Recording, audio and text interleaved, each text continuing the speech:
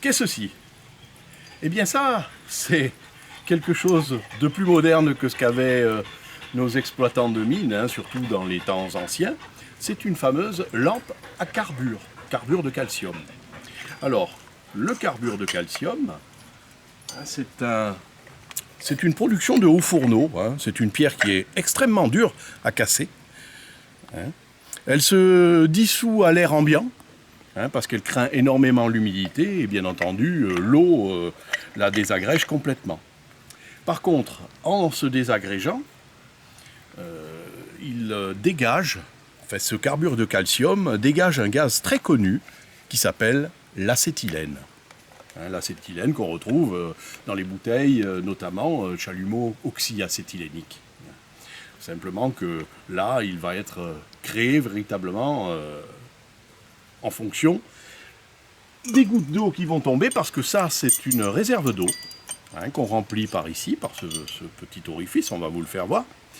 Et ici, nous avons un robinet à pointeau qui va laisser goûter par ici des petites gouttes d'eau qui vont tomber sur le carbure. Et bien entendu, vous avez tous compris que ça va créer un gaz qui va ressortir, l'acétylène qui va ressortir par ce tuyau.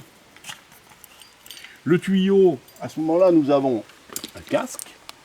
Ce tuyau, donc, on va le raccorder à l'orifice de la lampe.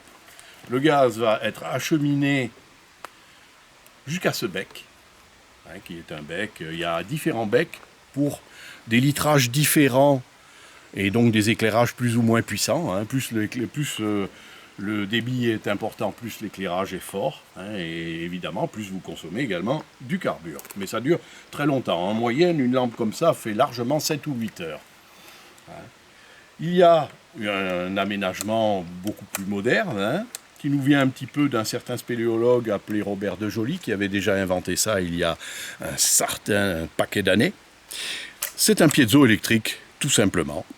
Une petite pichenette, et donc votre bec s'allume.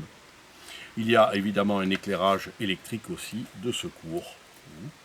Alors ce qu'il faut savoir, c'est que petit à petit maintenant, même les spéléologues abandonnent ce système d'éclairage, pourtant très puissant, très performant, au profit des lampes LED, qui sont évidemment moins salissantes et qui produisent moins de fumée également et qui noircissent moins les grottes. Parce que là, ça peut charbonner et évidemment, ça pollue. Hein. La chaux également générée par le carbure en décomposition est un élément qu'il faut à tout prix sortir des gouffres et des grottes. Alors, on va procéder rapidement au remplissage de la lampe. On la fait fonctionner.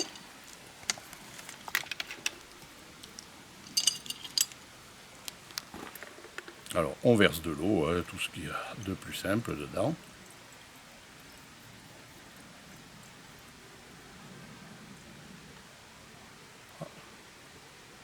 Bon. Il y en aura assez pour l'exploration, je pense. Oui, c'est quasiment plein.